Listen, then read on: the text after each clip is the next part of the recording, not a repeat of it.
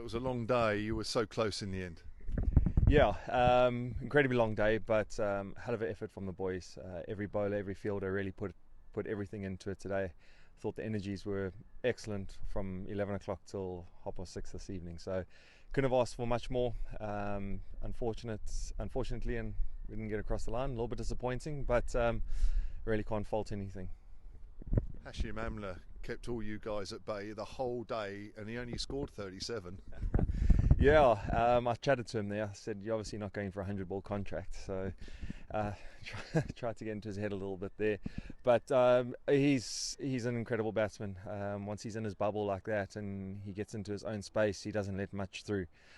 In saying that, he still gave us a chance, which we couldn't capitalise on, unfortunately, and probably summed up a bit of bad luck of our day. A couple of tough chances, but you need those ones to stick if you're going to win games, especially on day 4.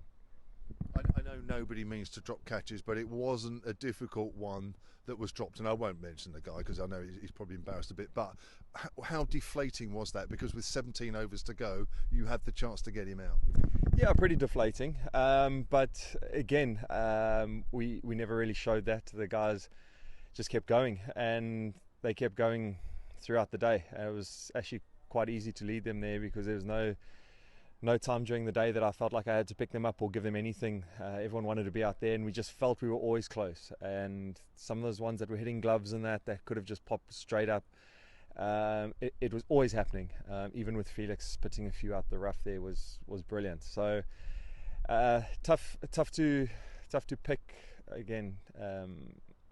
Pick parts where it went wrong or some disappointments. But yeah, those catches don't help. But as you said, no one tries.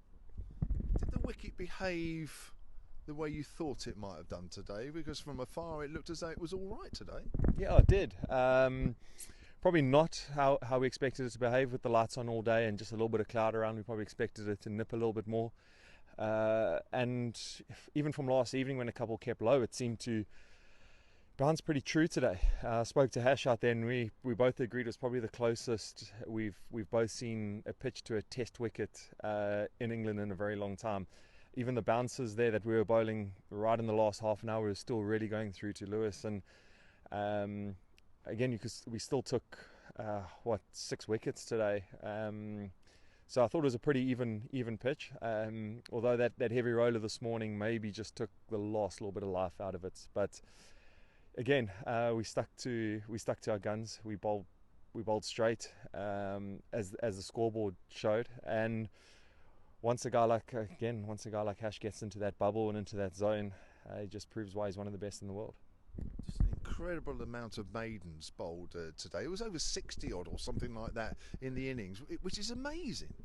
Yeah, sure. I wouldn't have said as much as 60, but now that you say it, yeah, that sounds about right. But even that first session, I think after the first hour and 10 minutes, they'd scored 5 runs, which is pretty incredible. Yeah, they had a game plan and they stuck to it.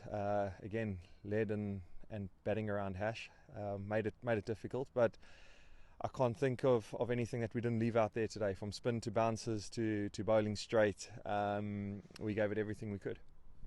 Okay, so it's a draw. Gloucestershire look like they're going to win tomorrow against Middlesex. You played Gloucestershire in the last game of the season. It looks like a straight shootout for you two to finish in probably second place. Yeah, pretty simple. It's a must-win game for us. Yeah, as simple as that. We got a great opportunity. As much has been said about the split 3 leagues across Championship this summer. It certainly created some excitement now in July, where you'd probably only be looking at these tight games towards the end of September. So, yeah, it's a big one for us. A couple of days rest, and we'll travel on Saturday. And you never know. But one thing for sure, we're not gonna die wondering on Sunday.